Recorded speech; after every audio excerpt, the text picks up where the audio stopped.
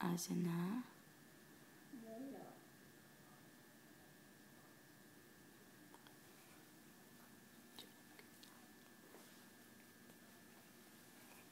Başka?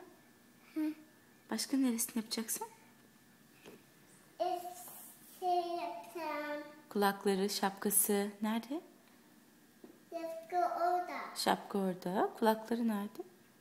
Kulakları orada. Bak. Şapka orada. Öbür kulağı var mı? Tek kulaklı mı bu? Kulakları orada. Tamam. Başka? Kaşları var mı? Kaşları var. Köpek.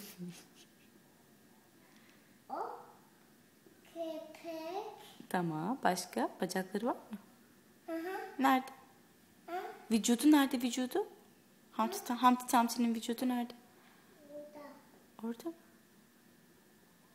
Kuzeni. Anne.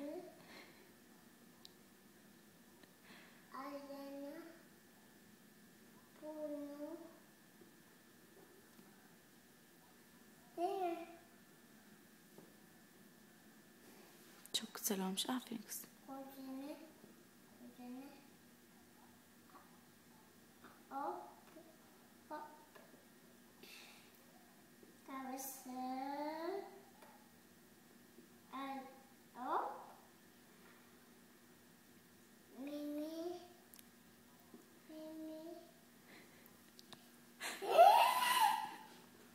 Hani piece of art Defne. Çok güzel. Çok güzel yaptım. Çok güzel evet.